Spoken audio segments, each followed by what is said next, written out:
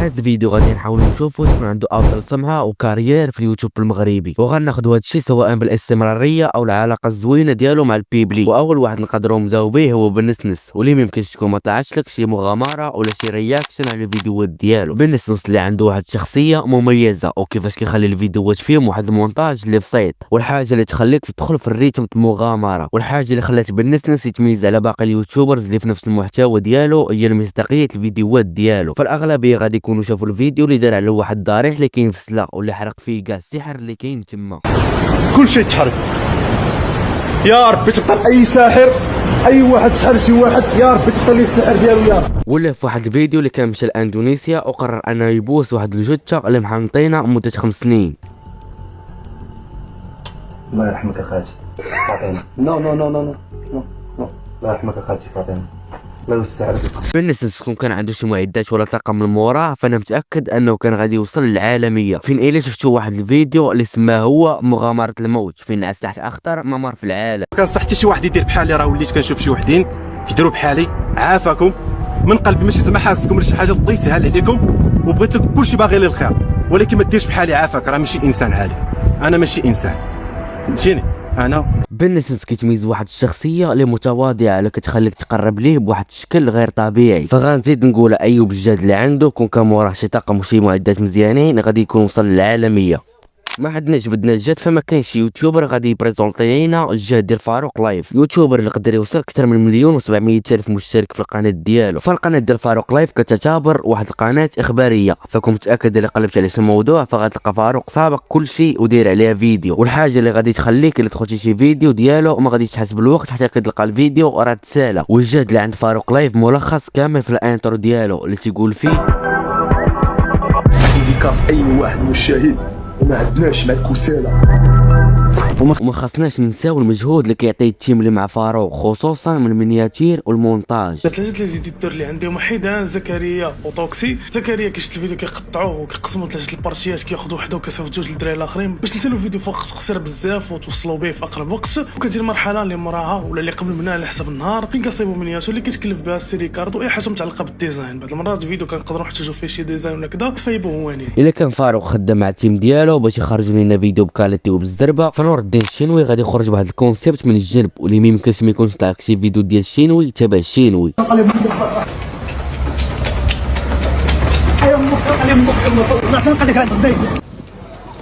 خويا صاحبي خويا صاحبي التران جاي يا صاحبي، خويا صاحبي التران جاي يا صاحبي، التران جاي يا عيني. لسه الصباح غادي تخمم بالعشيه والله خاطري والله هو تغلب برا.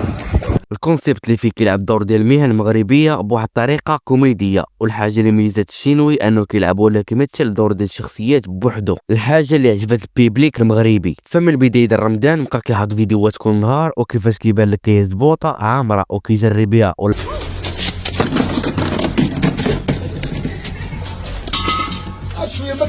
طابله كبيره ولا حتى الداري. الشينوي في الفيديوهات ديالو ديما كيخلي واحد الميساج في الاخر ديال الفيديو انه خاصك تخدم وتقاتل على راسك. ربي ما وفقك في الخرايه، ربي ما سالتك في الخرايه، دير شي صنعه بحياتك، دير شي حاجه اللي تعيش بها.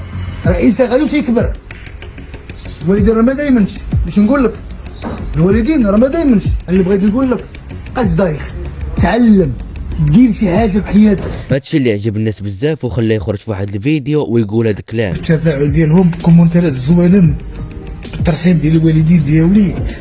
علاش نقول لكم المغاربه راه كلهم زوينين وقلب زوين، وناس الشباب كاملين ان شاء الله. الله يسهل لاي واحد، ما عندكم الله بيشي، والله يسهل لاي واحد. وكيف ما كان في واحد ستريم مع بلال انه هادشي كامل يلا دار 10% ومازال باغي يكمل. يوتيوبر التالي ومن لا يعرفه سهيل او راو صويت. فإلا دوينا على كوتي فيتنس فهو من الاوائل اللي دخلوا الكونسيبت المغرب وموتيفا به بزاف ديال الناس وقدر يخليه البصمه ديالو. ديما الكيس اخويا الكيس داكشي الدراري. اما اللي دوينا على راو صويت اللي بدا في ايام كورونا وكيفاش كيحجج فيديوهات في النهار وجمع بيبليك اخر اللي قدر يتبعو حتى لدابا. سهيل اللي داز من شي مشاكل اللي خلاته يحبس راو صويت لكثر من عام وفهم السوشيال ميديا كيفاش خدامه وكيفاش تعمل معاها ومع البيبليك ديالك. فاش ما تقاد لي الريتم ديال الستريمينغ والفيديوهات والفيوز تقادو عاد صاد وليت كنخدم اكثر وكنريح نخدم في الهاردوير. راسك كتعلمت قبل ملي كتضيع اللي ما بقيتيش كونسيستنت تندم غير لحظه وغتشغل وشحال من لعيبه وغتبلاص كتمشي.